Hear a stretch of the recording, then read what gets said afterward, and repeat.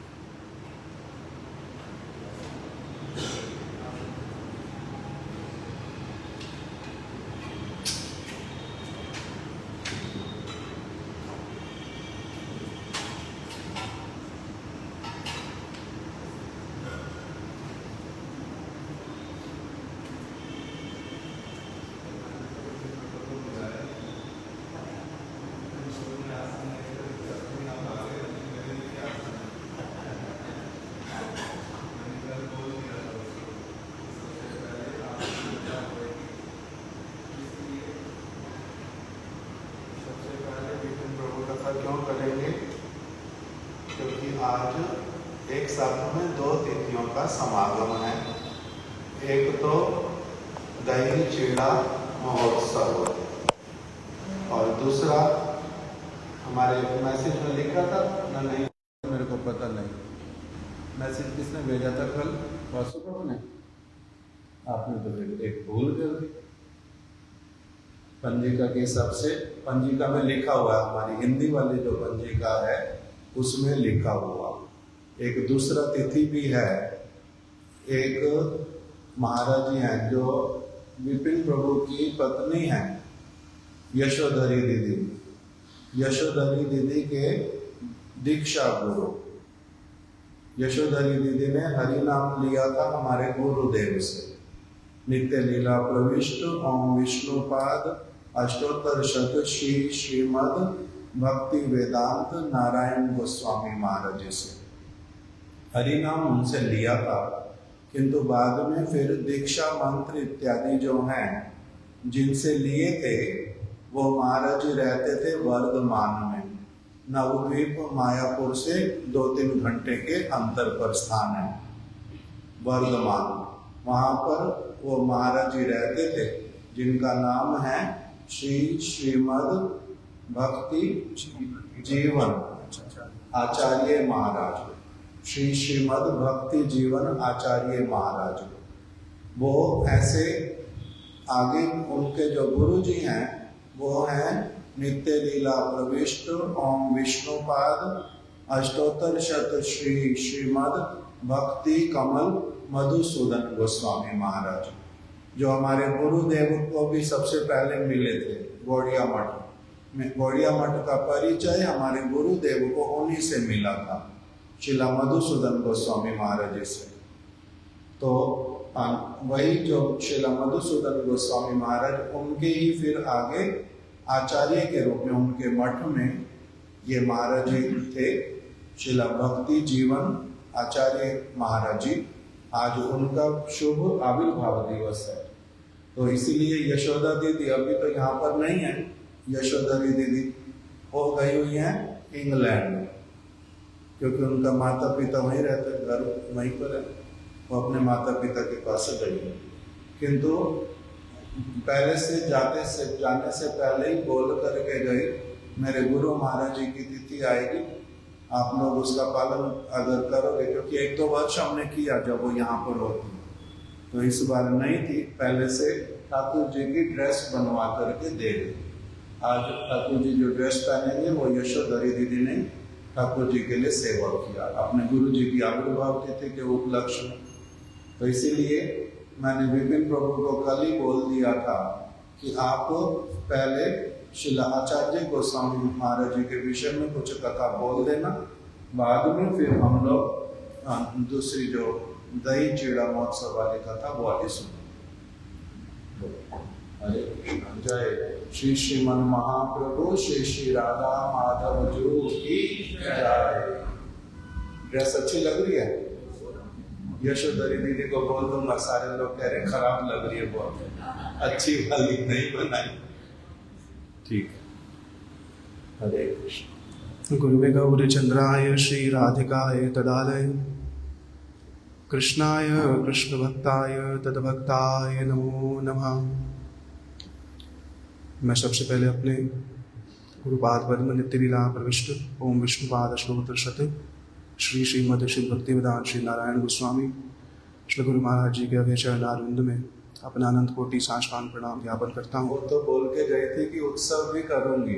मैंने कल विपिन प्रभु से पूछा कि कितने पैसे दे करके गई है उत्सव के, तो बोलते पैसा तो एक भी नहीं दे गई। तो मैंने कहा बहुत अच्छा बोल दिया, उत्सव कर देना, पैसा दे के गई नहीं। तत्पश्चात एक और प्रभु जी आए थे, एक बार पति पत्नी मिसेस मंगला के साथ में, सुनीता मंगला संजय मंगला जी की वाइफ, उनके साथ आकर के बोल गए अगली एकादशी हमारी है। बहुत अच्छा। मैंने पूछ लिया कि क्या, जैसे आप लोगों की इच्छा हो वैसे ही कर लेना, बहुत अच्छी तरह से कर लो, कोई चिंता नहीं। हमने बड़ी अच्छी तरह से कर दिया, वो आए ही नहीं। वो आए ही नहीं। बाद में मैसेज गया कि भाई चलो नहीं आ पाए थे कोई बात नहीं, उत्सव के पैसे तो भेज दो। वो बोलती जब हम गए ही नहीं, हमने उत्सव के क्या पैसे देने हैं? कर लेना। वैसा हम भी कर सकते हैं। अलग अलग बहुत सारी कहानियां हैं, अगर सुनोगे एक एक करके बहुत सारी कहानियां मिलेंगी, मगर अभी कथा सुनते हैं। सुना। तत्पश्चात आज जिनकी आविर्भाव तिथि है, नित्य लीला अवर मिश्रा अभी आई है, उन्होंने सुना नहीं। सुन लिया होगा। सुन लिया कथा भी सुनी थी? नहीं सुनी। कोई बात नहीं, बाद में लोग अपने आप आपको बोल देंगे। चलो कथा के बाद किंतु बताना, नीला माता अभी बताना नहीं ना, कथा सुनो अभी तो। जय श्री श्रीमद भक्ति जीवन आचार्य महाराज की जय। श्रीला रघुनाथ दास गोस्वामी की जय। श्री नित्यानंद प्रभु की जय।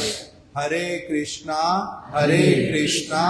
कृष्णा कृष्णा हरे हरे, हरे राम राम राम हरे हरे। अब सुना। जिन महाराज जी का प्रभु जी ने अभी नाम लिया, उनके विषय में व्यक्तिगत रूप में मैं कुछ ज़्यादा नहीं जानता हूँ, पर उनसे एक दो बार उनका दर्शन हुआ, उनके निकट गए और वहीं से ही उनके कुछ ग्रंथों को भी उपलब्ध किया, जिसमें एक छोटे से ग्रंथ में उनकी जीवनी, उनका जीवन चरित्र का वर्णन है। तो मैं उसी ही श्री कृष्ण चैतन्य मठ से ही प्रकाशित जो छोटा सा ग्रंथ है, उसी का ही आश्रय लेकर के जो उनके शिष्य वर्ग ने उनकी महिमा गाई है, उसी को ही कहने का प्रयास करूँगा। महाराज जी अपने जीवन के विषय में बताते हैं कि बाल्यकाल से ही मेरे को भक्ति को पोषित करने वाला वातावरण मेरे घर में ही मिला। कहने में छोटा सा था तो मेरे जीवन पर सबसे अधिक प्रभाव पड़ा मेरी जो नानी जी हैं उनका। क्यों? हमारे घर में कह रहे हैं एक नियम था कि बिना हरिनाम किए और बिना हरि कथा सुने किसी को भी जो है प्रसाद नहीं मिलता था। घर के जितने लोग हैं वो सब के सब पहले हरिनाम करेंगे, हरि कथा सुनेंगे, उसके पश्चात ही हम घर में जो है प्रसाद की व्यवस्था होती थी। कहते हमारी नानी जी जो थी वह रामायण, श्रीमद् भागवतम, महाभारत इत्यादि इन सब ग्रंथों को निरंतर ही गाती रहती थी। कह रहे किसी वैष्णव संप्रदाय में दीक्षित नहीं थी, पर फिर भी कह रहे मैं उनको देखता था कि दिन रात जो है भगवत गीता की शिक्षाएं मेरे को बिठा करके पढ़ाती थी। महाभारत की शिक्षाएं हो गई, ये सब मेरे को बचपन से कह रहे मेरे को ऐसा संस्कार मिल गया कि भगवान ही सर्वस्व हैं, ऐसी प्रतीति मेरे मन में होने लगी। छोटा था, मेरे को ज़्यादा कुछ तो समझ नहीं थी, पर इतना ज़रूर समझ में आता था जैसी शिक्षाएं मेरे को घर से प्राप्त हुई, विशेषकर कि मेरी नानी से, मुझे समझ में आने लगा कि मनुष्य जीवन का जो मूल लक्ष्य है वो तो केवल भगवान की प्राप्ति ही है। श्लोक इत्यादि को स्मरण कराना, और कह रहे विशेष एक शिक्षा आज उन्होंने मेरे को प्रदान करी कि अत्यधिक खाओगे तो रोगी हो जाओगे, कम खाओगे तो तुम्हारा शरीर कमज़ोर हो जाएगा। इसलिए हर चीज़ को बैलेंस में ही करना। शरीर अगर स्वस्थ रहेगा तभी जो है भजन कर पाओगे। तो कह रहे इस प्रकार की शिक्षाओं से युक्त होकर के मेरा संपूर्ण बाल्यकाल बीता। और मेरा उनसे बड़ा अनुराग था। महाराज जी कह रहे बड़ी सरल भाषा में कह रहे हैं, और अगर उनसे एक दो बार जब उनका दर्शन भी किया तो उनकी सरसता की एक बहुत विशेष छाप हृदय पर पड़ी, बहुत सरस।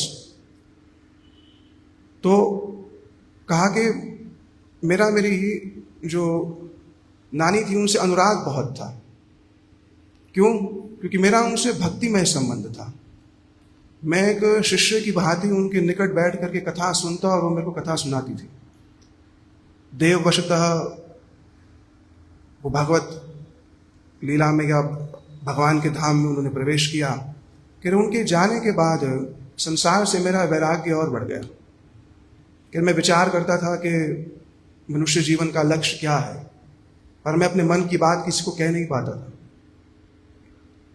मैं कभी कभी किसी नदी के निकट जाकर के बैठता और आकाश की ओर देख करके कहता था कि मेरे जीवन का लक्ष्य क्या है, मुझे कहाँ जाना चाहिए, क्योंकि संसार तो मेरे को उतना अच्छा लगता नहीं, संसार में तो मेरी वैसी अनुरक्ति और प्रीति है नहीं।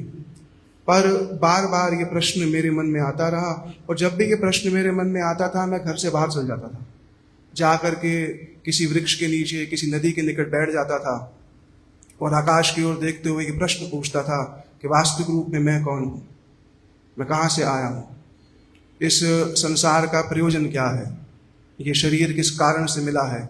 ऐसे अनेक अनेक प्रश्न मेरे मन में आते, और सबसे बड़ा प्रश्न जो मेरे मन में ये आता कि मैं किसका आश्रय हूँ, कौन है ऐसा जो मेरे को मेरे इन सारे प्रश्नों का समाधान कर सके। तो उनकी ये जो अत्यंत तीव्र लालसा थी, इसके कारण ही पीछे जाकर के उनका संग अपने ही एक गुरु भाई से हुआ।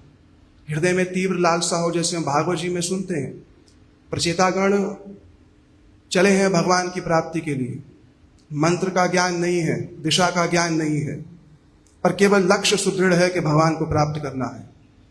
भगवान को किस दिशा से प्राप्त किया जाता है, किस नियम से प्राप्त किया जाता है, मंत्र की विधि क्या है, उपास्य क्या है, इसके विषय में प्रचेतागण जानते नहीं हैं। पर अपने घर से जब चल पड़े कि हम हरि को प्राप्त करना चाहते हैं, तो उनका मार्गदर्शन करने के लिए स्वयं वैष्णव नाम यथा शंभु शिव जी स्वयं आए। उसी प्रकार से ही जब भी भक्त के हृदय में पहले जो है उनका संग हो गया, कौन से गुरु भाई से, किसी एक, हाँ किसी एक गुरु भाई से, और उनके संग से क्या लाभ हुआ। उनके संग में जब आए तो सबसे पहले उनको ये पता चला कि उनके जो गुरुजी हैं नित्य लीला परविष्णु भक्ति कमल मधुसूदन गोसाई महाराज जी, वो बर्दवान में रहते हैं।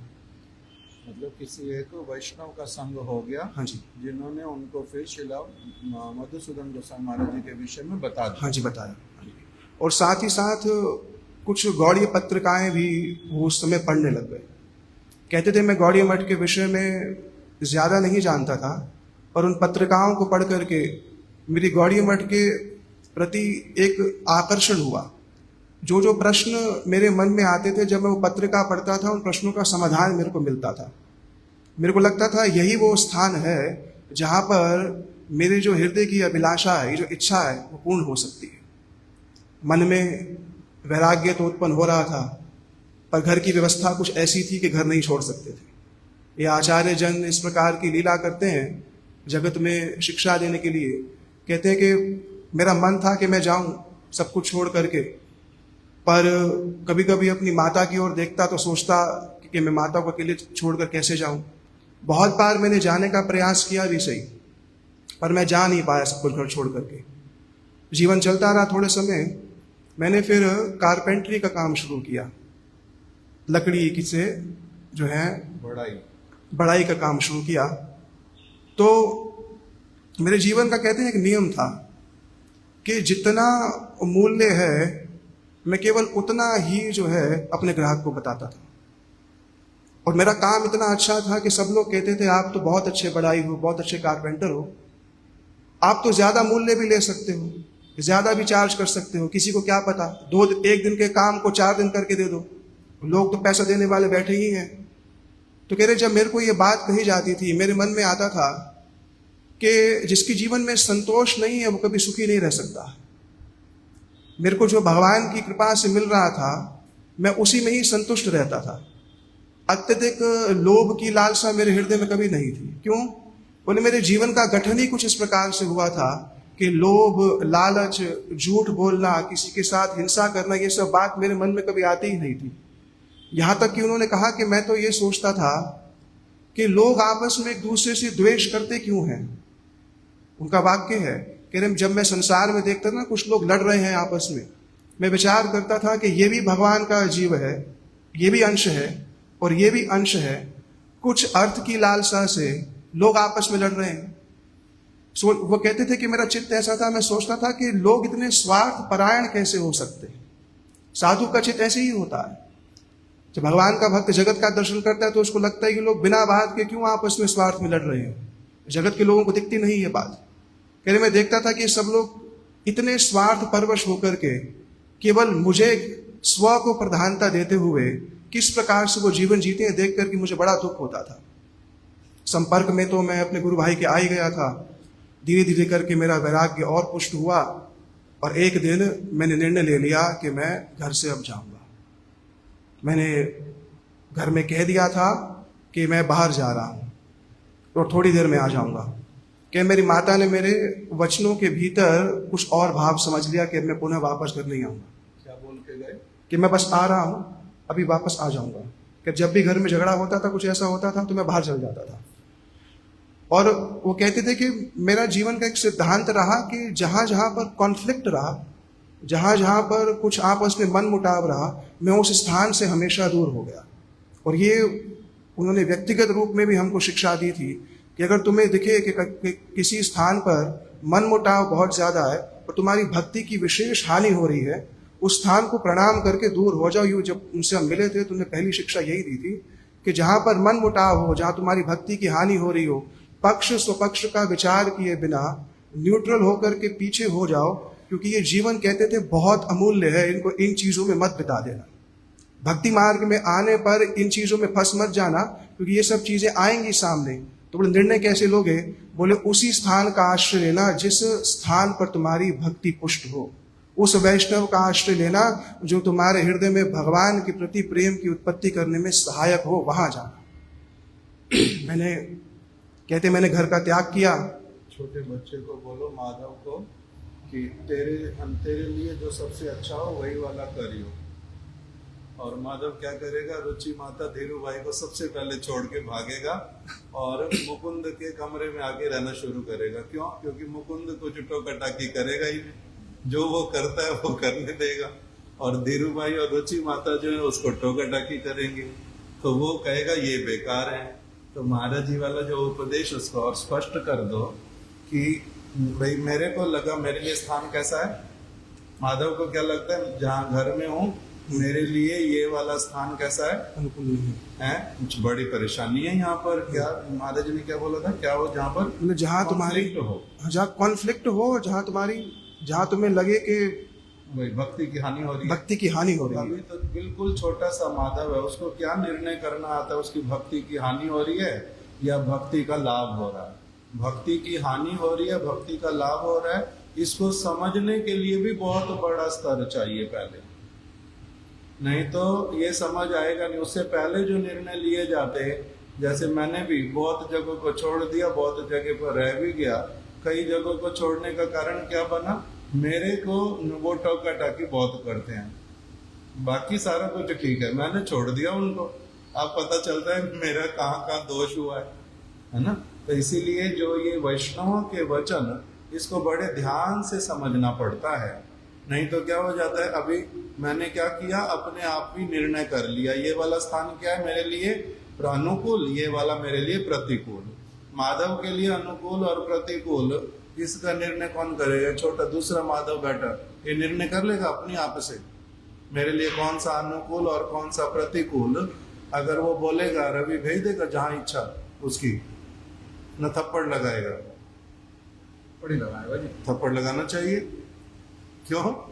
क्योंकि उसको तो अभी अपने आप निर्णय थोड़ा ना कर सकता है। अभी तो चुपचाप बैठा रहे और मेरी सुन, वो कहेगा नहीं मैं नहीं सुनना, और एक थप्पड़ पड़ेगा, नहीं सुन और एक पड़ेगा। इस प्रकार क्यों ज्यादा हो गया? बहुत सारे पढ़ते हैं। कौन बता रहा था कल अपने बच्चे का, उत्तम सखा, इसके बच्चे को अगर आप कुछ भी सिखाओगे डांट करके, वो बोलेगी, इसकी पत्नी अपने बच्चे को बोलती है, क्या नाम बच्चे का? राघव को बोलती है कि जब तेरे को थप्पड़ लगाऊं मेरी तरफ देखियो मत, और जैसी थप्पड़ लगाती है वो उसी की तरफ ही और ज्यादा देखता है। वो कहती है मैं 10 थप्पड़ लगा करके देख लिया, एक के बाद एक, नजर दूसरी तरफ रख, वो रखता ही नहीं, वो 10 थप्पड़ खा लेगा किंतु नजर नहीं हटानी। जो भी सिखाना है प्यार से सिखाओ, थप्पड़ मार के क्यों सिखाते हो? प्यार से सिखाओ। तो जब प्यार से बोलना शुरू करेंगे वो सारी काम भी कर लेगा, मान भी लेगा। छोटा सा बच्चा, उसको इतनी अक्ल है, बताओ तो कुछ जगह पर तो होता है हम लोग ठीक होते हैं, कुछ जगह पर क्या है हमारी अपनी समझ का भी फेर होता है। तो इसीलिए जब किसी की बात सुनते हैं, जैसे भजन के अनुकूल और प्रतिकूल, हमारे गुरुदेव ने देवानंद गौड़िया मठ अपनी आप उन्होंने क्या कहा कि भैया मैं अब और इस स्थान पे नहीं रहूंगा, लाओ मेरे पास वो पेपर ले आओ जिसमें मैं क्या हूँ, सेक्रेटरी थे गुरुदेव, मैं इसको क्या आपको अभी अभी रिजाइन करके जाता हूँ, बोल दिया। और उन्होंने वो भी पेपर ले आए, गुरुदेव ने 1 मिनट में रिजाइन कर दिया, छोड़ करके 10 मिनट में वहां से चल दिए। किसी चीज का कोई चिंता नहीं किया कि हमने यहाँ पर कितनी सेवाएं की हैं, कितने सारे स्थान हमने बनाए हैं, बहुत कुछ चिंता ही नहीं किया। क्यों? क्योंकि देख लिया यहाँ पर बातचीत करने से भी काम अभी चलेगा नहीं, यहाँ पर विपरीत बुद्धि वाले लोग हैं, भक्ति के लिए हानि है, तो इसीलिए वो तो निर्णय कर सकते हैं।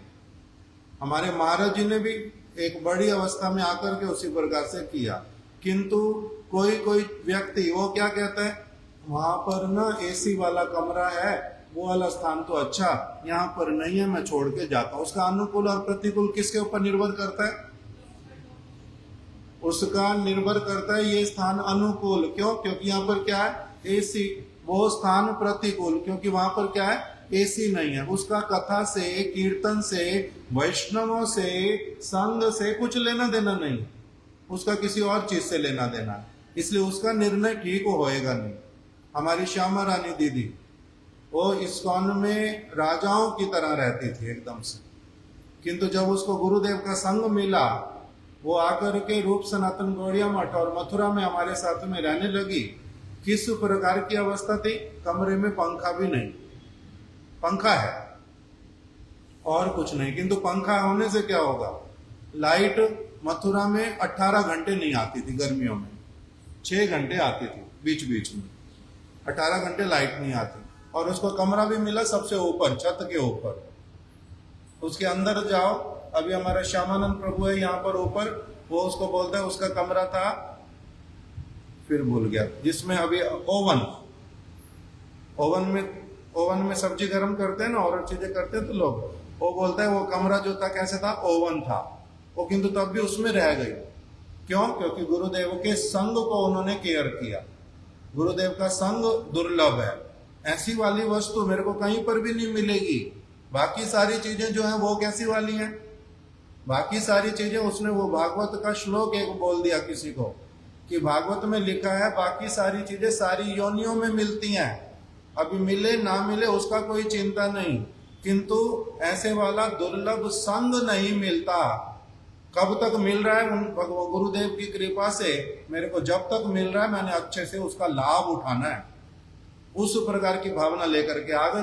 तो उनका निर्णय करना, छोटे किसी बच्चे का निर्णय करना, अनुकूल प्रतिकूल देखना सबके बस की बात होती नहीं। इस चीज को भी अच्छी तरह से जब समझे कोई व्यक्ति, तब उसका निर्णय ठीक होता है, नहीं तो निर्णय ठीक होता नहीं। तो महाराज जी फिर जब मठ में आए तो उन्होंने बताया कि उस समय मठ की कंस्ट्रक्शन जो है अभी हो रही थी और रहने के लिए भी कोई उचित स्थान नहीं था। पर कहते गुरु महाराज जी का ऐसा स्नेह था मेरे प्रति कि चाहे मेरे को बहुत ही छोटा सा स्थान रहने के लिए मिला था, पर उनके स्नेह के कारण मुझको पता भी नहीं चला कि मैं किसी ऐसे असुविधाजनक ऐसे स्थान पर रह रहा हूँ। क्यों? क्योंकि मेरा उनकी हरि कथा के प्रति विशेष अनुराग था। कहते उस समय मठ में नित्य प्रति कथा नहीं होती थी, एकादशी पर ही जो परम गुरु महाराज हैं वो श्रीमद् भागवतम की कथा कहते थे। तो एक समय क्या हुआ, मैं गुरु जी के निकट गया और गुरु जी ने मेरे को आदेश दिया कि आप मठ में रह रहे हैं तो आप श्री भक्तिविनोद ठाकुर जी के जैव धर्म का जो है पूर्ण रूप से पाठ करिए। जितने भी गौड़ीय सिद्धांत हैं वो सारे के सारे इस जैव धर्म के अंतर्गत हैं। तो बोले मैंने बड़े मनोयोग से जैव धर्म का अध्ययन करना आरंभ किया। मैं दिन रात, गुरु जी ने मेरे को कुछ ना कुछ सेवा में लगा रखा होता था। अकस्मात एक दिन मेरे जो पूर्व आश्रम के माता हैं वो मेरे को लेने के लिए मठ में आ गए। अब जब वो मठ में आए तो बोले गुरु महाराज जी ने मेरे को क्या कहा कि आप थोड़े दिन के लिए चले जाओ। मैं चला गया, गुरु जी से दूर चला गया। पूर्वाश्रम के मामा जी आए, माता आई थी, माता पिता ऐसे कुछ लिखा हुआ याद नहीं मेरे को पूरा। पूरा आश्रम के लोग आए और ये कहा कि आप चले जाओ, क्योंकि उनको भय था कहीं माता पिता इनको मना करके घर वापस न ले जाए। कह रहे कुछ दिन तो मैं गुरु जी से दूर रहा, और गुरु जी ने कहा था कि जब तक वो चले ना जाए तब तक आप वापस मत आना। बोले पर कुछ 2-3 दिन ही हुए थे, मेरा मन बड़ा विचलित हुआ। मैं गुरु जी को बिना बताए मठ में वापस आ गया। तो गुरु जी ने मेरे से पूछा कि आप वापस क्यों आ गए? बोले गुरु जी आपने तो मेरी रक्षा के लिए मेरे को कहा कि आप थोड़े दिन के लिए दूर चले जाओ, पर वहाँ पर आपकी हरि कथा नहीं थी। 3-4 दिन हो गए थे, मैंने आपके मुख से कथा नहीं सुनी थी, और कथा ना सुनने के कारण मेरा सारा जीवन जो है बड़ा अपूर्ण लग रहा था। ये कथा जो है मेरा वास्तविक रूप में मेरा प्राण है। श्रीमद् भागवतम का तो स्वयं ही उन्होंने जीवन में 15 बार पूरा पाठ किया, और कहते कितनी बार उन्होंने चैतन्य चरितामृत का पाठ अपने जीवन में किया, इसकी गणना भी जो है नहीं है।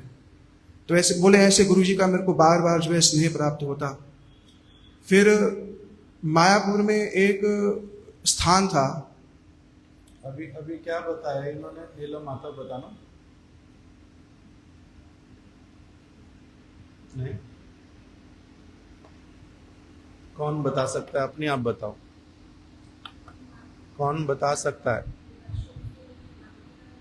ना? उसके बाद वाला जो ग्रंथ से संबंधित बात बताइए अभी।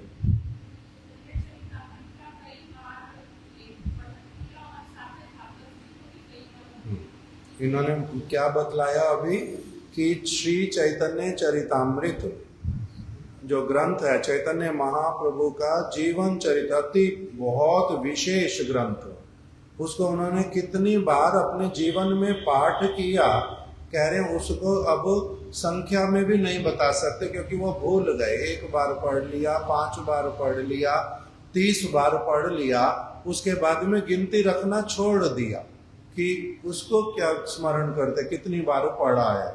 तो इसका मतलब क्या हुआ? इतनी बार जो पढ़ा उत्तम सखा, इसका मतलब क्या हुआ ना? उत्तम सखा से पूछा भी, लगातार वो तो ठीक है करी है, किंतु क्यों करी है?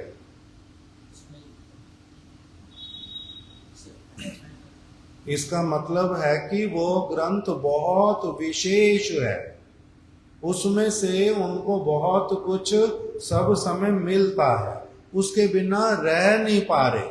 वो उनका जीवन बन गया चैतन्य महाप्रभु की चीजों को पुनः पुनः पढ़ना। इसका मतलब ये वाला होता है कि बार बार क्यों पढ़ते हैं, नहीं तो उसी ग्रंथ को ही क्यों पढ़ते हैं। जैव धर्म का बतलाया, हमारे गुरुदेव भी जैव धर्म अपने लिए बोलते थे कि मेरे को लगता है कम से कम तो मैंने कितनी बार पढ़ा इसको, गुरुदेव बोलते थे 56 बार। मेरे को ऐसा लगता है कि वो तो मेरी गिनती में है पढ़ा। कितनी बार? 56 बार। कोई पढ़ेगा? बताओ। एक ही वस्तु को 56 बार पढ़ोगे तो एक बार भी पढ़ते नहीं, 56 बार की तो बात ही क्या है। बहुत सारे लोग, मैं जैसे स्वयं यहाँ बैठा हूं, मेरा ही एक बार ही पढ़ना होता नहीं, पूरा समझ भी आता नहीं। इसीलिए उन लोगों, ये इनका जीवन देखो किस प्रकार का है कि इतनी इतनी बार जैव धर्म पढ़ना, उसके बाद इतनी बार चैतन्य चरितामृत तो पढ़ लेने किसी ने, श्रीमद्, और फिर ऐसे नहीं जैसे साधारण लोग पढ़ लेते हैं। हमारे सिद्धांत महाराज जी की माता जी भी बोलती है, मेरी भागवत एक बार पढ़नी पूरी हो जाती है, मैं फिर शुरू कर देती हूँ, फिर पूरी हो जाती है, फिर शुरू कर दी। मैंने कितनी बार पढ़ी? तो कहती ये तो पता नहीं है, अब मेरे को स्मरण नहीं है। पढ़ तो बहुत बार ली, किंतु जीवन में परिवर्तन कुछ नहीं है। भागवत पढ़ लेते हैं क्यों? किसी से सुना हुआ कि हर रोज भागवत आधा घंटा पौना घंटा जितना निकल सके पढ़नी चाहिए। पढ़ती तो है, किंतु जीवन में परिवर्तन उनके क्रियाओं से, उनकी बातों से बिल्कुल भी नहीं लगता कि उन्होंने भागवत पढ़ी है, एक बार भी नहीं पता चलता। किंतु ये लोग जो भागवत पढ़ते हैं, चैतन्य चरितामृत पढ़ते हैं, इनके जीवन में बहुत बड़ा परिवर्तन भी निरंतर दिखलाई देता है। फिर तब उससे पता चलता है कि इन्होंने क्या किया हुआ है, सचमुच में इस वस्तु को इन्होंने पढ़ा हुआ है। नहीं तो ऐसे पढ़ना, नहीं पढ़ना, मन कहीं और है, मैं कहीं और हूं, पढ़ रहा हूं, पढ़ने के लिए पढ़ लिया केवल क्योंकि अक्षर पढ़ने आते हैं, उसी से ही भागवत पढ़ना नहीं हो जाता। आपका 10:15 तक बोल दो, आधा घंटा देखो, मैं देख लूंगा। तो महाराज जी फिर मठ की अनेक अनेक सेवाओं में योगदान देने लगे। उनको गुरुजी ने कहा कि आप प्रतिदिन जो है भिक्षा करने जाना। तो साइकिल पे जाते थे तो उनके मठ के निकट ही एक बदमाश व्यक्ति रहता था, जो आते जाते कुछ ना कुछ उनको उल्टा कहता था कि देखो कैसा जवान व्यक्ति है, सब कुछ छोड़ छाड़ करके भिक्षा मांग रहा है। ऐसी ऐसी युक्तियां कहता। महाराज जी कभी भी उसका कोई उत्तर देते नहीं। तो एक दिन क्या हुआ, वो जा रहा था, वो बिल्कुल मार्ग में खड़ा हुआ था। तो महाराज जी साइकिल से जा रहे थे, तो जाते हुए क्या हुआ, उसने कुछ कहा और किसी कारण से महाराज जी नीचे गिर गए। उस साइकिल से गिरे तो जो कीचड़ था वो उस व्यक्ति पे आ गया। अब तो उसने अपशब्द कहना शुरू कर दिया सबके सामने ही।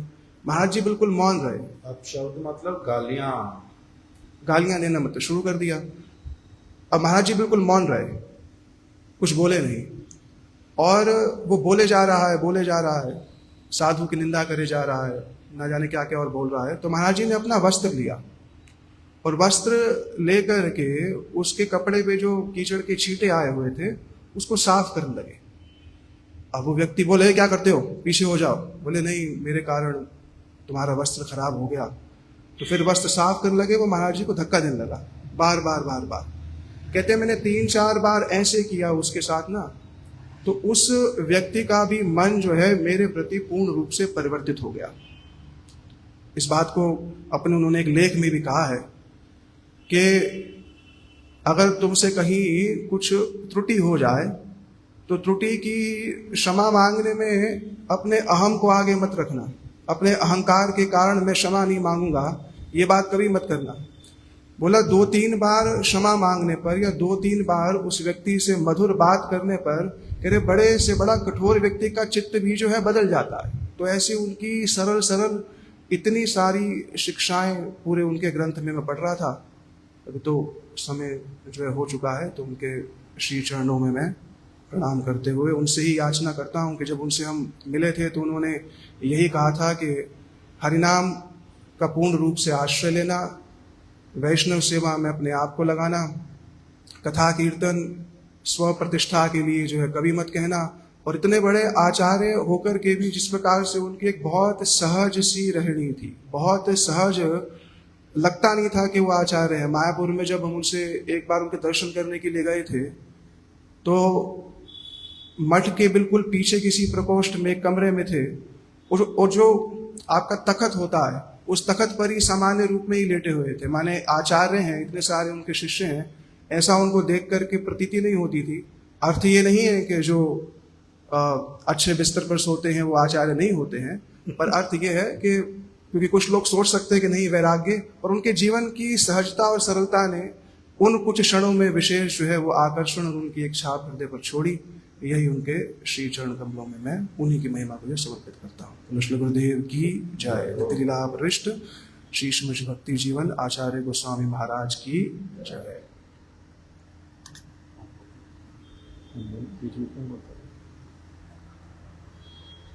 गुरुवे गौरचंद्राय राधिकायै तदालय कृष्णाय कृष्ण भक्ताय तद्भक्ताय नमो नमः। मैं सर्वप्रथम अपने परम आराध्यतम गुरुपाद पद्म नित्यलीला पृष्ठों विष्णुपाद अष्टोत्तर श्री श्रीमद शिल भक्ति वेदांत नारायण गोस्वामी महाराज जी के श्री चरण कमलों में अनंत कोटि दंडवत प्रणाम ज्ञापन करता हूँ। तदनंतर नित्यलीला पृष्ठों विष्णुपाद अष्टोत्तर श्री श्रीमद शिल भक्ति विज्ञान भारती गोस्वामी महाराज जी के श्री चरण कमलों में मेरा अनंत कोटि दंडवत प्रणाम। समस्त रूपानुगुरु परंपरा सपार्श सपरिकर जगत गुरु शिला प्रभुपाद भक्ति सिद्धांत सरस्वती गोस्वामी ठाकुर जययुक्त हों, सपार्श सपरिकर श्री गौर नित्यानंद प्रभु श्री राधा माधव जययुक्त हों, उपस्थित पूज्यपाद माधव प्रिय प्रभु, अनन्य ब्रह्मचार्य वृंद, वैष्णव वैष्णवी सबके चरणों में मेरा जथा योग्य दंडवत प्रणाम। हरे कृष्णा। हम लोग अभी हमारे पूज्यपाद भक्ति जीवन आचार्य महाराज जी के विषय में कुछ विचारों को श्रवण कर रहे थे। एक दो बात मैं उनके विषय में कहकर थोड़ा सा आज का जो हमारा दही चीड़ा महोत्सव पालन करने के लिए जो हम लोग उपस्थित हुए, उसके साथ में ही इस उत्सव के वैशिष्ट्य को वर्धित करते हुए एक वैष्णव पर्व की आविर्भाव तिथि जो हमारे सामने उपस्थित हुई। पूज्यपाद भक्ति जीवन जनार्दन महाराज जी, पूज्यपाद भक्ति जीवन आचार्य महाराज जी, उनका हमारे पूज्य गुरुदेव के साथ में बहुत घनिष्ठ प्रीतिपूर्ण मैत्रीपूर्ण संबंध रहा। जब हमारे पूज्य गुरुदेव ने अपनी अप्रकट लीला आविष्कार की तो हमारे प्रभु जी और हम सब लोग भागवत पत्रिका में विभिन्न आचार्यों के मंतव्य विषय को, विभिन्न आचार्यों की पुष्पांजलियों को हम लोग संग्रह कर रहे थे और उसी में ही हमारे गुरु जी के संबंध में पूज्यपाद भक्ति जीवन आचार्य महाराज जी ने भी एक बहुत भावपूर्ण और बहुत गांभीर्यपूर्ण एक पुष्पांजलि प्रदान की थी। आप लोग उसको भागवत पत्रिका के विरह विशेषांक, तीसरा जो विरह विशेषांक है उसमें आप लोग पढ़ सकते हैं। उस शीर्षक का नाम है भागवत जन स्वयं तीर्थ स्वरूप होते हैं। उसमें उन्होंने एक बहुत सुंदर विचार बतलाया जो सदा सर्वदा के लिए यदि उस पर चर्चा की जाए तो बड़ा गंभीरता से उन्होंने एक पंक्ति में एक बात को कह दिया। उन्होंने कहा, इस बात को लिखा वहां पर आप लोग पढ़ेंगे। उन्होंने लिखा है कि वर्तमान समय में पूज्य गुरुदेव को लक्ष्य करके महाराज जी बतला रहे हैं कि वर्तमान समय में इतने श्रेष्ठ संग को प्राप्त करके भी हमारी अवस्था नहीं परिवर्तित हो रही है। इतना श्रेष्ठ संग है गुरु जी जैसा, किंतु अवस्था परिवर्तित नहीं हो रही। उसके उन्होंने दो कारण बतलाए वहां पर। उन्होंने कहा कि वर्तमान समय में हम लोग ऐश्वर्य रूपी दीनता से पतित हैं, जबकि होना क्या चाहिए, दीनता रूपी ऐश्वर्य में प्रतिष्ठित होना चाहिए। कितनी गंभीर बात है। और उसके उन्होंने दो उदाहरण भी दिए। ऐश्वर्य रूपी दीनता से पतित होने का अर्थ क्या है, जैसे रामानुजाचार्य जी प्रचार करते करते एक स्थान पर गए, एक गांव में। उस गांव में उनके दो शिष्य रहते थे, एक बहुत धनी था, एक बहुत निर्धन। पहले धनी व्यक्ति के घर में अपने दो शिष्यों को भेजा, जाकर बतलाओ कि गुरुजी गांव में आए हैं। जब दो गुरु भाई पहुंचे उनके घर में तो उन्होंने सुना गुरुजी आ रहे हैं। तो इतना धनी व्यक्ति, तो गुरुजी को अपना वैभव दिखलाऊंगा, बढ़िया प्रकार से गुरुजी की व्यवस्था करूंगा। उसको करने में ही इतने निविष्ट हो गए, जो दो गुरु भाई आए हुए थे उनको जल इत्यादि भी नहीं पूछा, बैठने का स्थान भी नहीं दिया। इसको कहते हैं ऐश्वर्य रूपी दीनता में पतित अवस्था। वैभव दिखला रहे हैं, ये पतित अवस्था कहा महाराज जी ने। पढ़कर देखिए आप, इसको पतित अवस्था बतलाया। और दूसरी ओर जब उन गुरु भाइयों को कोई पूछने वाला नहीं, वो तो चले गए घर के भीतर। इतना वैभव, ऐसी व्यवस्था करेंगे, ऐसी व्यवस्था करेंगे। किंतु जो घर में गुरु भाई वैष्णव लोग आए उनको जल भी नहीं पूछा, चले गए दोनों गुरु भाई। बहुत देर अपेक्षा की। जब श्री रामानुजाचार्य जी को बतला, उन्होंने कहा दूसरे के घर में जाओ। वो बहुत निर्धन व्यक्ति जब उसके घर में गए, उसने सुना गुरुजी आ रहे हैं। सबसे पहले तो गुरु भाइयों को बिठाया, जो घर में था जल इत्यादि वो अर्पण किया और कहा आप शीघ्र गुरुजी को ले आइए। वो तो भूल गए, जो धनी व्यक्ति थे ये कहना भी भूल गए, शीघ्रातिशीघ्र गुरुजी को ले आइए, क्योंकि हम तो व्यवस्था करेंगे बहुत सारी। गुरुजी को कहां से लाना था? गुरुजी एक स्थान पर विराम कर रहे थे, उन्होंने संदेश भेजा किसी के। पहले ऐसा होता था, अभी आजकल तो बस है, कार है। पहले गुरुदेव भी पैदल चलते थे, शिष्य भी पैदल चलते थे। श्री रामानुजाचार्य जब उस गांव में पहुंचे तो उन्होंने कहा कि देखो यहाँ पर दो भक्तों के घर हैं, एक धनी है, एक निर्धन है। जो धनी है उसके यहाँ जाने से अच्छा होगा, क्यों? क्योंकि हमारे साथ में लोग बहुत सारे हैं, वो बैठा भी पाएंगे खिला पिला भी पाएंगे, उनको कोई असुविधा नहीं होएगी, इसलिए उनके यहाँ जाने से अच्छा होगा। दूसरे जो है वो तो निर्धन है बेचारे, उनको भी उल्टा हम वहीं बुला लेंगे, उनके घर हम अगर जाएंगे तो उनको तो असुविधा होएगी। सेवा तो वो करना चाहेंगे, नहीं कर पाएंगे तो बहुत दुखी भी होंगे, और करेंगे तो उनको कष्ट भी होएगा। हमें अपनी आप से सोचना चाहिए इस विषय में। इसलिए हम क्या करते हैं, धनी व्यक्ति के घर में जाते हैं। किंतु देखो, मैं ऐसे ही अपनी आप सीधा पहुंच जाऊं, वो तैयार हो ना हो, एम्बेरस फील करे, इसीलिए मैं नहीं जाता। मैं भी यहाँ पर कुछ लोगों के साथ में वृक्ष के नीचे आराम करता हूँ। आप लोग जाकर के उनको बतला दो, ताकि वो थोड़ी बहुत तैयारी कर ले पहले, फिर हम मेरे को आप लोग बुला करके ले जाना, मैं वहां पर सबके साथ आ जाऊंगा। इस प्रकार से उनका जो यात्रा होता था सभी स्थानों पर, ऐसे वाला होता था श्री रामानुजाचार्य जी का। इसको थोड़ा सा बोलिए, दीनता रूपी ऐश्वर्य। बोलो अच्छा, मेरे को अच्छी तरह से स्मरण नहीं है, पढ़ा हुआ पूरी तरह से। तो जैसा प्रभु जी बतला रहे थे, तो उन्होंने भेजा। धनी व्यक्ति तो व्यस्त हो गए, और जो गुरु भाई थे उनको जल भी नहीं पूछा, बैठने का आसन भी नहीं दिया। किंतु जब निर्धन व्यक्ति उसके घर में गए, जो निर्धन शिष्य, उसने झट करके पहले तो गुरु भाइयों की अभ्यर्थना की, उनको आसन देकर बैठाया, स्वागत किया, फिर उनसे निवेदन किया, जो हमारे पास व्यवस्था है आप शीघ्रातिशीघ्र गुरु जी को ले आइए, जो बन सकेगा हम लोग गुरु जी की सेवा करेंगे। इसका विस्तार बहुत महाराज जी ने उस प्रबंध में बतलाया है। यहाँ पर समझने का बिंदु बस इतना सा है, उन्होंने हमारी पारमार्थिक उन्नति के लिए ये 2 टर्म बतलाई हैं। जो सच्चे पारमार्थिक साधक होंगे इस पर विचार करेंगे, थोड़ा इसको समझने की चेष्टा करेंगे। ऐश्वर्य रूपी दीनता में पतित अवस्था क्या है, और दीनता रूपी ऐश्वर्य इस भक्ति राज्य का सर्वोत्तम आदर्श है। तृणादपि सुनिचता, जिसमें जितनी अधिक दीनता उसकी उतनी अधिक भक्ति बढ़ रही है, जिसकी जितनी अधिक भक्ति बढ़ रही है उसमें उतनी अधिक दीनता आ रही। इतना गंभीर उन्होंने विचार बतलाया, इसको 2-4 मिनट में कहना थोड़ा कठिन है, इस पर विचार चर्चा होनी चाहिए। तो महाराज जी, हम लोग उनसे बहुत बार मायापुर में भी मिले, कार्तिक मास में हम लोग थे, एक बार सौभाग्य मिला, एक मठ की प्रतिष्ठा हो रही थी, वहां पर वो सभापति के रूप में पधारे थे, और जैसा प्रभु जी बतला रहे थे, बड़ा सरल सा उनका जीवन, और हम लोग प्रतिदिन वहां जाते थे। 4-5 दिन की सभा रही, और जब उन्होंने सुना कि हम लोग पूज्य गुरुदेव के आश्रित हैं, तो बहुत सी अपनी स्मृतियां भी उन्होंने बतलाई। हमारे मथुरा मठ में आकर गुरु जी के साथ में रहे, और गुरु जी वो स्मरण कर रहे थे महाराज जी गुरु जी को, कि गुरु जी उनको एक छोटे गुरु भाई की तरह बड़ा स्नेह करके प्रातः भ्रमण करने ले जाते, सारे दिन भागवत जी की कथा सुनाते। उस समय को स्मरण करके पूज्य महाराज जी हमारे गुरुदेव को बहुत भावभीने रूप में स्मरण कर रहे थे। बहुत बार उनका दर्शन करने का सौभाग्य मिला। आज वैष्णव की तिथि है, उनके चरणों में हमारा बारंबार प्रणाम।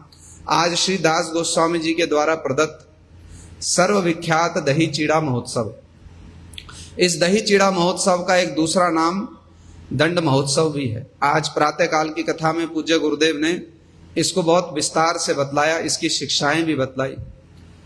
यह दंड महोत्सव श्री नित्यानंद प्रभु जी की बिहार लीला है। यह दंड महोत्सव एक साधारण कोई लीला नहीं है। श्रील भक्ति सिद्धांत सरस्वती गोस्वामी ठाकुर जी ने इस पर बहुत सुंदर सुंदर विचार बतलाए।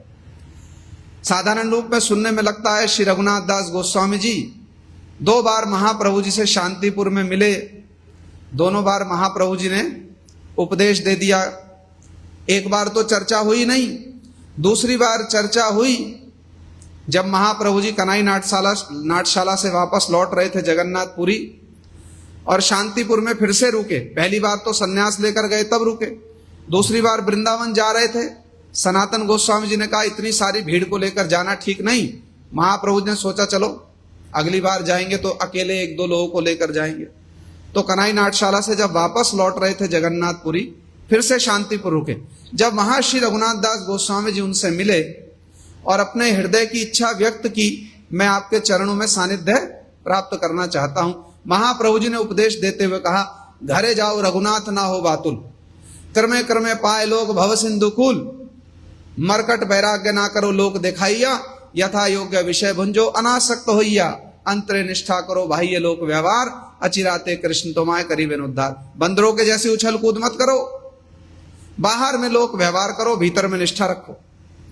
महाप्रभु जी की शिक्षा को पालन करके श्री दास गोस्वामी जी घर लौट गए और घर लौटकर लगभग 1 वर्ष तक श्री दास गोस्वामी जी विषयी प्राय की भांति व्यवहार करने लगे। ये कोई सामान्य लीला नहीं है। शिला भक्ति सिद्धांत सरस्वती ठाकुर जी कहते हैं ऐसा नहीं है दास गोस्वामी जी को दंड दिया, खाली दही चीड़ा का उत्सव हो गया बस। ये संबंध अविधेय प्रयोजनात्मक लीला है। इसमें इतने गूढ़ गूढ़ विषयों का समावेश है, इतने गूढ़ गूढ़ विषयों को स्पष्ट किया गया।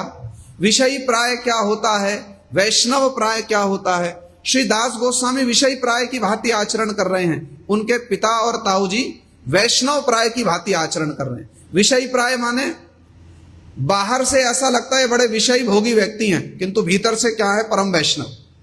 और बाहर से उनके पिताजी कैसे हैं, यद्यपि ब्राह्मण्य करे ब्राह्मणेर सहाय, शुद्ध वैष्णव नो है केवल वैष्णव प्राय। बाहर से तो ऐसा लगता है उनके पिताजी और ताऊ जी बड़ी वैष्णवों की सेवा करते हैं, किंतु भीतर से क्या है, ये केवल बाह्य आचरण है, लोक व्यवहार जैसा है। भीतर में पूरे विषयी हैं। कैसे विषयी? महाप्रभु जी ने तो यहां तक कह दिया उनके पिताजी को, तुम्हार बाप जैठा विषय विष्ठार गर्तेर कीड़ा। इतनी बड़ी बात कह दी। अब इस बात को भैया समझे कौन?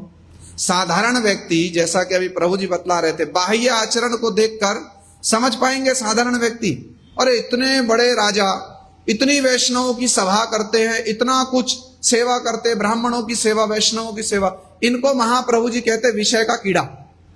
बाहर से कोई समझ पाएगा? नहीं समझ पाएगा। समझेगा कोई? नहीं समझेगा। शिला भक्ति रक्षक श्रीधर गोस्वामी महाराज जी बहुत अच्छी बात कहते हैं। वो कहते हैं, अंग्रेजी में कहा उन्होंने, may be murdering is pure devotion. अरे किसी का वध करना, किसी को मार देना, यह शुद्ध भक्ति हो सकती है। कोई साधारण व्यक्ति कल्पना करेगा इसकी? हमसे यदि कोई कहे किसी को मार देना शुद्ध भक्ति है, मानेंगे? है क्या शुद्ध भक्ति, कहां से आया रे? मान लेंगे। किंतु हनुमान जी ने कितने लोगों का वध कर दिया, वहां गर्भवती स्त्रियां, गर्भवती गाय सब मर गई, अपराध लगा ना, शुद्ध भक्ति हुई। और दूसरी ओर शिला श्रीधर गोस्वामी महाराज जी कहते, दूसरी ओर बड़े बड़े मंदिर बना देना, बहुत कुछ दान पुण्य करने का अनुष्ठान, ये केवल कर्मकांड जिसका कोई फल नहीं। किंतु साधारण लोगों की अप्रोच वैसी होती नहीं। श्री दास गोस्वामी जी 1 वर्ष तक घर में रहे और उसी के बीच में बहुत सी लीला हुई। आप लोग चैतन्य चरितामृत में पढ़ लेंगे, समय संक्षिप्त है।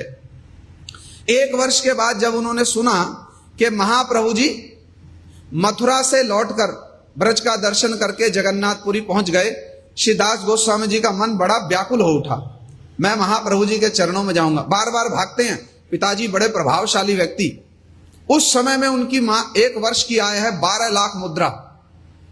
12 लाख तो आय थी, किंतु 3 लाख और रख लेते थे। राजा को देना होता था 25%, माने 20 लाख जमा करते थे। नियम के अनुसार राजा को देना है 25% रखना है, 75% राजा को देना है। वो गड़बड़ी करते थे, इसलिए महापुरुष का ये तो विषय प्राय है। 12 लाख देना चाहिए, 15 लाख देना चाहिए, 12 लाख देते थे, 3 लाख और रख लेते थे अपने पास। इसलिए क्या हुआ, मुसलमान व्यक्ति ने शिकायत कर दी, भागना पड़ा। फिर श्री दास गोस्वामी जी ने सब व्यवस्था बना दी, उनको पहले बंदी बना लिया। कथा बहुत लंबी है। अभी बार बार भागते हैं घर छोड़कर। पिताजी का बड़ा प्रभाव, पकड़ करके वापस ले आते, बार बार वापस ले आते। अब एक समय उनके मन में आया, भाई ऐसे तो काम बनेगा नहीं। श्री नित्यानंद प्रभु जी जगत उद्धार करने के लिए प्रचार करते हुए पानीहाटी धाम पहुंचे, जहां ये दंड महोत्सव की लीला हुई, जहां ये दंड महोत्सव लीला हुई। श्री दास गोस्वामी जी ने सुना तो पिताजी से कहा, मुझको आज्ञा दीजिए, मैं जाऊंगा। पिताजी ने कहा, भाई बहुत अधिक खींचातानी करना भी ठीक नहीं। यद्यपि बार बार भागते थे, तो एक दिन उनकी माता ने कहा, पुत्र बातुल होइलो राखो बांधिया, तार पिता कहे तारे निर्विन्न होइया। माता ने कहा, पगला हो गया बेटा, बार बार घर छोड़ करके भागता है, इसको बांध करके रखो। पिताजी ने निर्विन्न माने दुखी होकर कहा, अरे इसको बांधा जाएगा। इंद्र सम ऐश्वर्य स्त्री अप्सरासम, ए सब बांधीते नारी लेक जार मन। इंद्र के समान ऐश्वर्य है घर में, स्त्री अप्सरा के समान सुंदरी, वो इसको नहीं बांध सके। दड़ील बंधरे ताहा बांधी वे कैमते, जन्मदाता पिता नारे प्रारब्ध खंडाइते। अरे रस्सी के बंधन से कैसे बांधेगी इसको? पागल वो नहीं है, पागल तू है। चैतन्य चंद्रेर कृपा होइया छे इहारे, चैतन्य प्रभु बातुल के राखीते पारे। अरे महाप्रभु की कृपा हो गई है इस पर। जिस पर महाप्रभु की कृपा हो जाए उसको कोई बांध सकेगा? कोई नहीं बांध सकेगा। फिर भी कह तो रहे हैं किंतु प्रयास छोड़ दिया। अभी जो सुन रहे थे, जिस तत्व को कह रहे हैं उसमें प्रतिष्ठित हैं। अरे जब आप जानते हो कि इस पर महाप्रभु जी की कृपा हो गई है, इन पर, इनको बांधा नहीं जा सकता, तो जब ये भाग रहे तो बांध कर लाते क्यों? जो बात कही जा रही है उस तत्व में प्रतिष्ठित है? प्रतिष्ठित नहीं है। कह तो रहे हैं, जान भी रहे हैं, समझ भी रहे हैं। पूज्य गुरुदेव कहा करते थे, पानी पीने से प्यास बुझती है ये ज्ञान है, पानी पीकर प्यास बुझा लेना ये विज्ञान है। आई बात समझ में? प्रयास बार बार कर रहे हैं। अब देखा भैया नित्यानंद प्रभु जी आए, जाना चाहते हैं, सोचा ज्यादा खींचातानी करना ठीक नहीं, जाओ कर लो। गए खूब, वो तो राजा के पुत्र हैं। श्री नित्यानंद प्रभु जी बड़े सुंदर रूप में जब वो पहुंचे, श्रीदास गोस्वामी जी पानीहाटी धाम जिन्होंने दर्शन किया उनको स्मरण होगा। अभी भी वहां पर बड़ा भारी एक वृक्ष है, वट वृक्ष, और उसके नीचे एक पिंडा बंधा हुआ है, चबूतरा। उस पर बैठे श्री नित्यानंद प्रभु जी। गंगा तीरे वृक्ष मूले पिंडार ऊपरे बसिया छेन प्रभु जन सूर्य उदय करे। ऐसा लग रहा कोटि कोटि सूर्य उदित हो रहे। श्रीदास गोस्वामी जी पहुंचे, प्रणाम किया। एक भक्त ने कहा, अरे ये तो रघुनाथ दास आ गए। श्री नित्यानंद प्रभु जी ने देखकर हंसते हुए कहा, निकटे ना ऐसो चोरा भागो दूरे दूरे, आज ही लाग पाई अच्छी दंडी मुंह तुम्हारे। अरे चोर, निकट में नहीं आते हो, दूर दूर भाग रहे हो, आज पकड़ में आए हो, तुमको दंड देंगे। क्या दंड दें? दही चीड़ा भक्षण कराहो मोर गणे। मेरे जितने भक्त हैं इन सबको दही चीड़ा का भक्षण कराओ, दही चीड़ा का भंडारा दो इन सबको। सुनकर श्री दास गोस्वामी जी बड़े प्रसन्न हुए, बड़े प्रसन्न। देखो इसमें इतनी सारी शिक्षाएं शिला प्रभुपाद जी देते हैं। पहले दास गोस्वामी जी के मन में यह विचार आना कि नित्यानंद प्रभु जी के चरणों की शरण लिए बिना महाप्रभु की प्राप्ति नहीं होगी। ये मन में विचार कैसे आया? यद्यपि नित्य परिकर हैं तथापि भगवान ने गीता में कहा, क्या कहा? तेषाम सतत युक्तानाम भजताम प्रीति पूर्वकम ददामि बुद्धि जोगम तम जेन माम उपयांति ते। यहाँ उप शब्द की शिला श्रीधर गोस्वामी महाराज जी ने परकीय भाव परक उपपति भाव व्याख्या की है, उसको तो कहने का समय नहीं। किंतु दो बात भगवान ने कही, तेषाम सतत युक्तानाम, जो निरंतर मेरा भजन करे, और कैसा करे? प्रीति पूर्वक करे, उसको मैं बुद्धि दूंगा कि तुम मुझको कैसे प्राप्त करोगे। दो कंडीशन होनी चाहिए, एक तो सतत युक्तानाम और दूसरा प्रीति पूर्वक। ऐसा नहीं आज भजन किया कल राधे राधे, आज मन खराब है तो सबसे पहले माला खूंटी पर टांग देंगे, आज मन खराब है तो आने की नहीं किया, आज मन खराब है स्तव स्तुति नहीं की, ऐसा नहीं। सतत होना चाहिए, निरंतर, और दूसरा प्रीति पूर्वक होना चाहिए। यदि ये हो, भगवान कहते ददामी बुद्धि जोगम, मैं बुद्धि दूंगा, तम ये न माम उपयांति, तो तू मेरे पास कैसे आएगा। श्रीदास गोस्वामी जी को बुद्धि दी, जाओ नित्यानंद प्रभु के चरणों की शरण लो। पहुंचे और दंड क्या मिला? दही चीड़ा खिलाओ। बड़े प्रसन्न हुए। अरे राजा के पुत्र हैं, बड़ा धन लाव लश्कर लेकर के गए। पूरे आसपास के गांव में हो हल्ला हो गया, नित्यानंद प्रभु जी दही चीड़ा महोत्सव कर रहे हैं। इसलिए इस लीला का एक नाम क्या है? श्री कविराज गोस्वामी जी ने कहा ये दही चीड़ा महोत्सव, दंड लीला। और क्या है? एते के कहिलू नित्यानंदेर बिहार, दही चीड़ा महोत्सव नामे ख्याति जा। ये नित्यानंद प्रभु जी की बिहार लीला है। आसपास के सारे गांवों में खूब हो हल्ला मच गया। श्री रघुनाथ दास गोस्वामी जी के साथ में बहुत से सेवक थे, बढ़िया व्यवस्था की, सबको भेज दिया चारों ओर। बड़े बड़े मिट्टी के पात्र मंगाए गए और 300-400 छोटे छोटे मिट्टी के पात्र मंगाए गए। बड़े मिट्टी के पात्रों में क्या हुआ? दूध और दही में भिगो करके चीड़ा, एक दही वाला चीड़ा, एक दूध वाला चीड़ा। और पूज्य गुरुदेव तो कह रहे थे दूध वाला चीड़ा कहने का अर्थ है पानी में चिड़वा नहीं धोया, दूध में चिड़वा धोया। आज की कथा में गुरुजी बतला रहे थे। श्री कविराज गोस्वामी कहते दो प्रकार का चिड़वा बनाया गया, एक गर्म दूध में चिड़वा भिगोया, एक दही में चिड़वा भिगोया।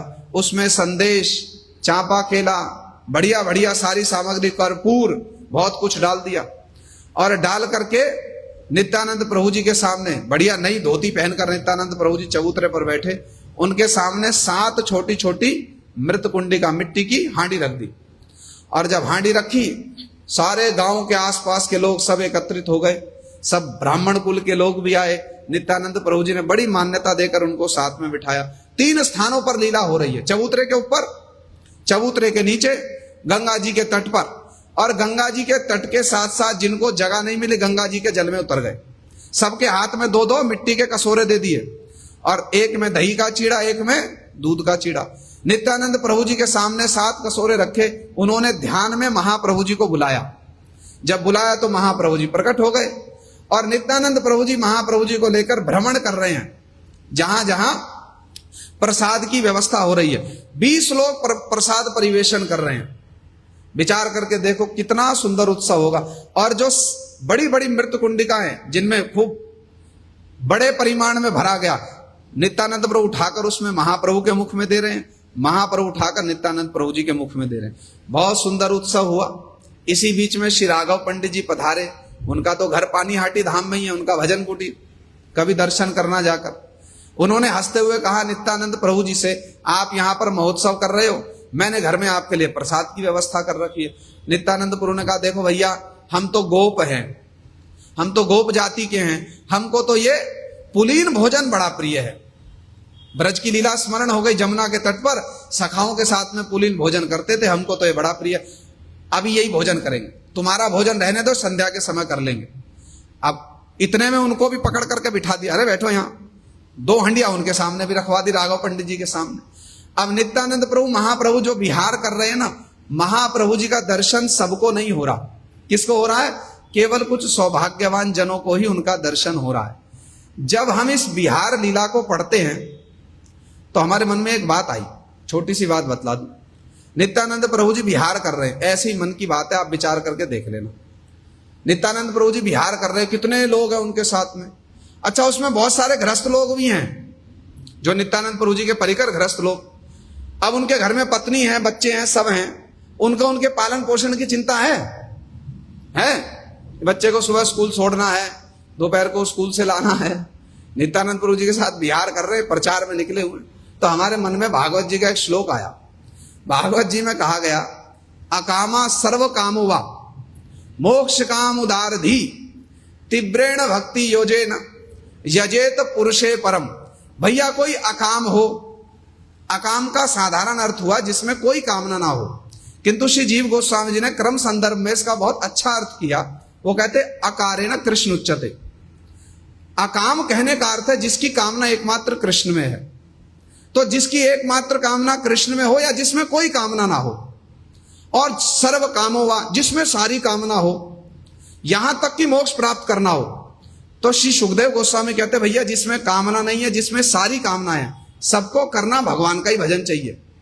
क्यों करना चाहिए? जिसमें कोई कामना नहीं, भगवान उसको भी फल देने वाले, अपना फल देंगे, और जिसमें सर्व कामनाएं हैं, भगवान उसकी भी इच्छा पूरी कर देंगे। तो हमारे मन में विचार आया, जिसके मन में सर्व कामना हो वो भी भगवान का भजन करे।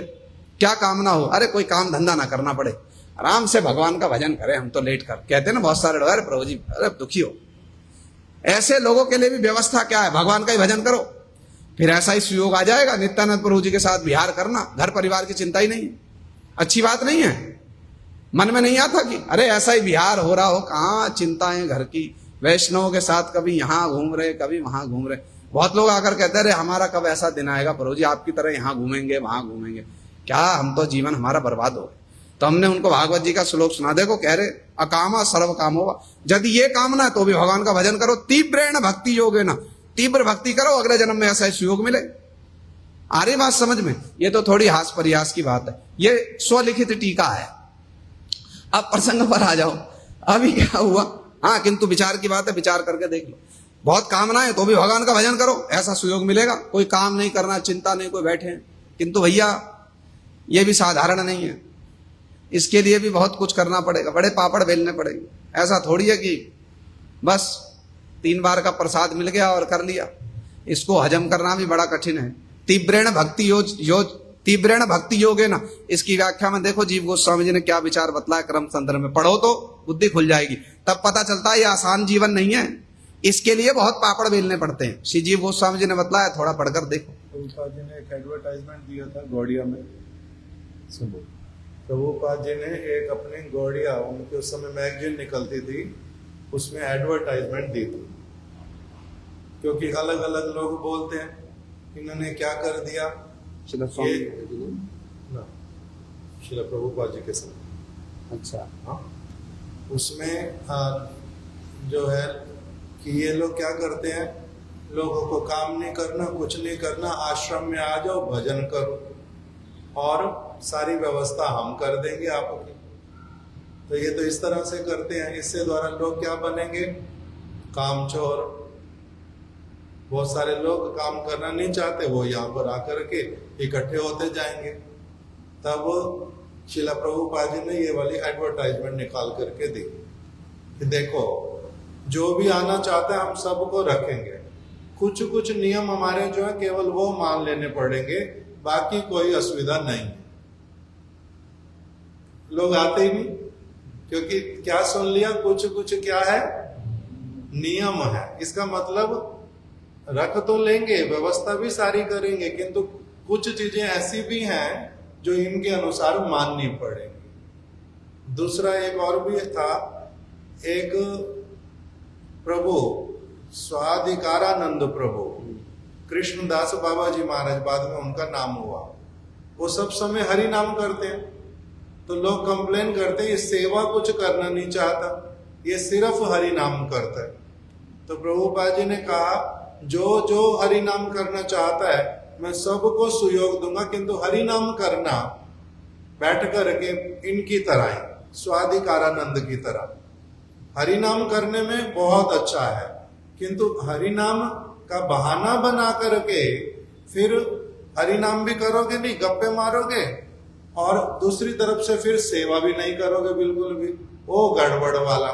तो इसीलिए बाबा जी महाराज जी के जैसा हरि नाम करने वाला व्यक्ति भी मिलता नहीं, और मठ में कुछ नियम मान करके रहने वाला भी व्यक्ति मिलता नहीं, बहुत कम ही मिलते थे। इस प्रकार की दोनों बातें। तो इसीलिए इच्छा तो होती है, किंतु इच्छा किस वस्तु की हो? भजन की इच्छा हो, सेवा की इच्छा हो, गुरु वैष्णवों के संग की इच्छा हो। बाकी सारा कुछ तो अपनी आप ही। उल्टा घर में हो सकता लोग कम काम करते होंगे कि कोई ऐसे वाले वैष्णव हैं हमारे गुरुदेव का ही, अगर कोई सचमुच में उनके जीवन को देखे, जिन्होंने देखा है उनको पता है सबसे अधिक उनका ही उल्टा परिश्रम होता है, बाकी सबका एक तरफ रख दो, उनका दूसरी तरफ जाएगा।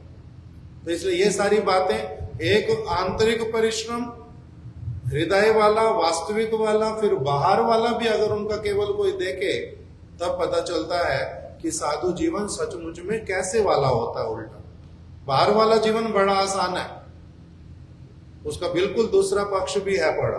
बाहर वाला जीवन बड़ा आसान है, किंतु ये वाला जो है दायित्वपूर्ण, सोच समझ करके उल्टा बर्डन ऑफ लव लेकर के करने वाला सेवा है।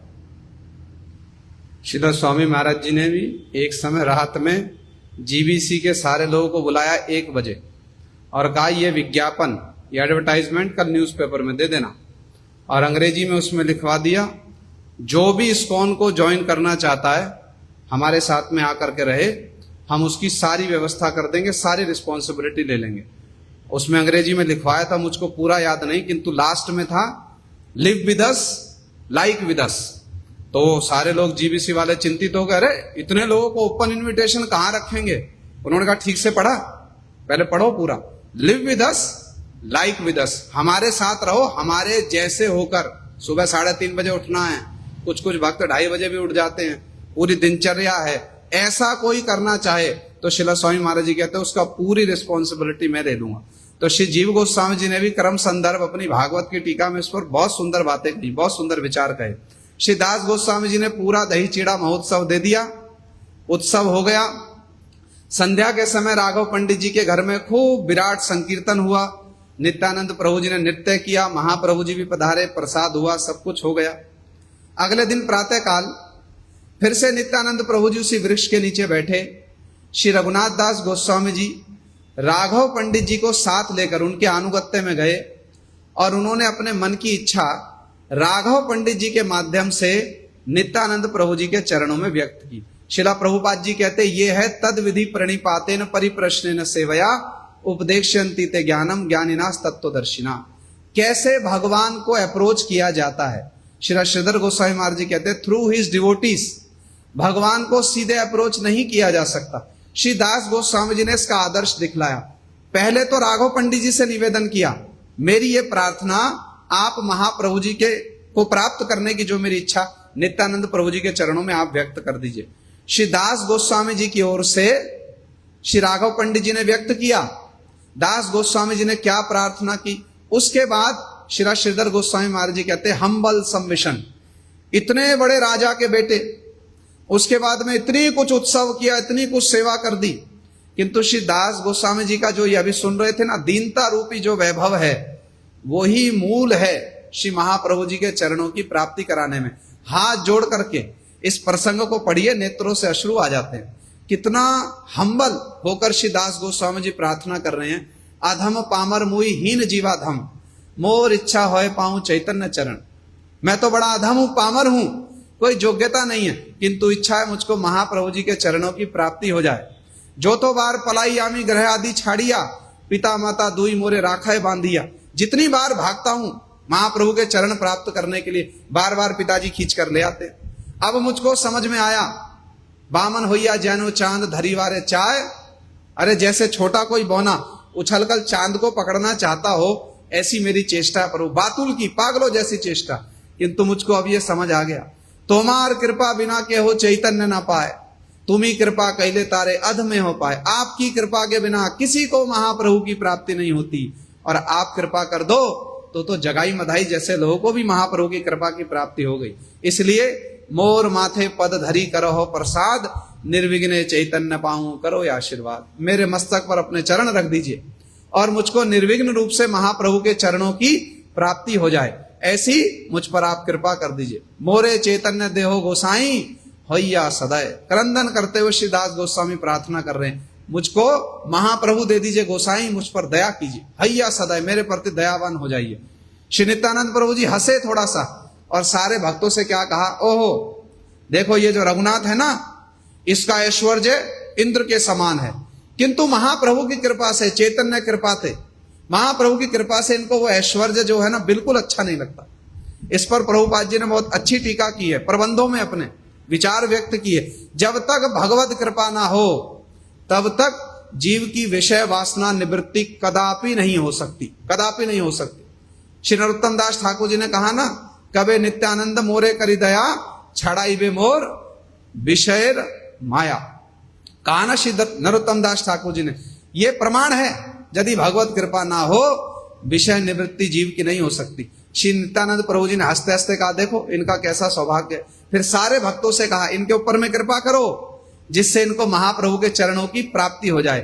और बड़े प्रसन्न है, कौतुकी नित्यानंद सहज दयामय, रघुनाथे कहे किचु होइया सदैव। इधर आओ हमारे निकट। श्री दास गोस्वामी संकुचित होकर गए, साष्टांग प्रणाम किया, उनके मस्तक पर अपने दोनों चरण रख दिए श्री नित्यानंद प्रभु जी ने, और भविष्यवाणी कर दी।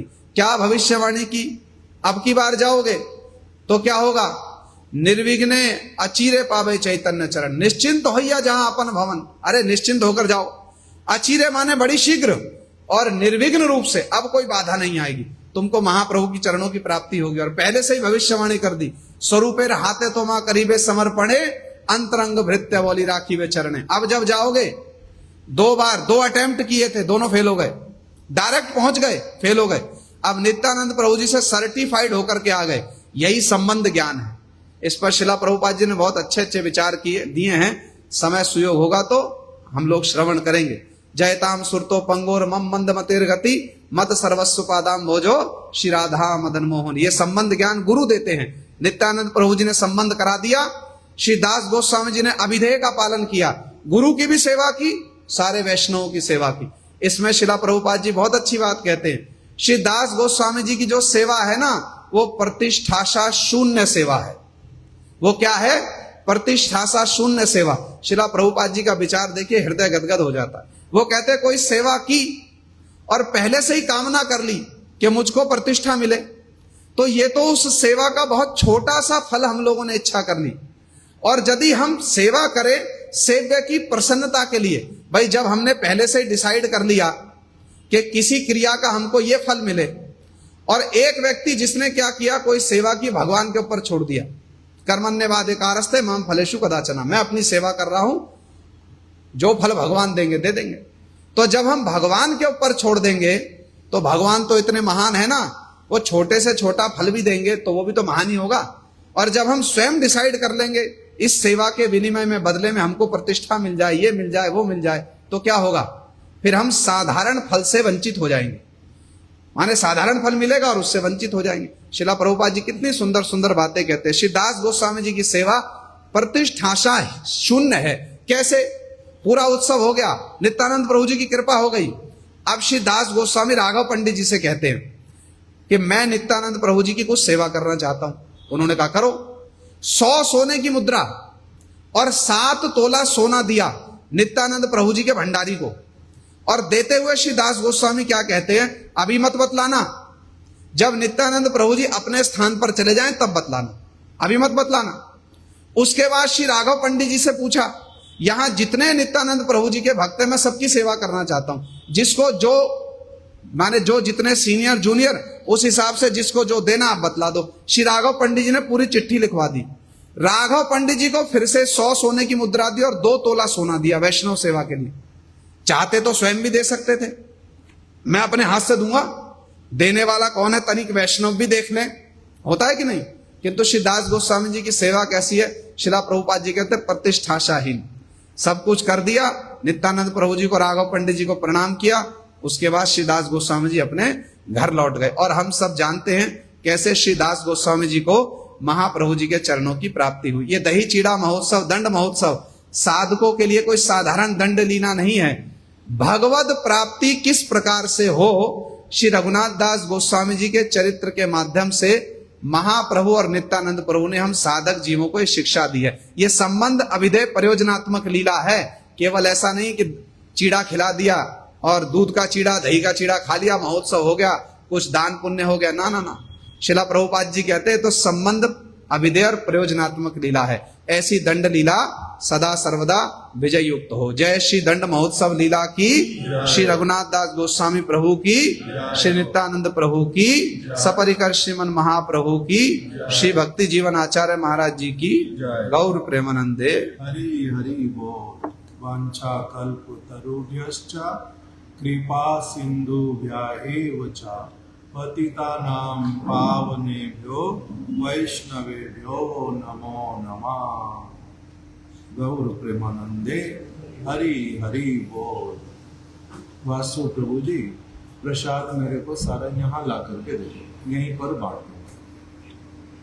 पत्तल, दोना, ग्लास, जो जो सारी चीजें ले।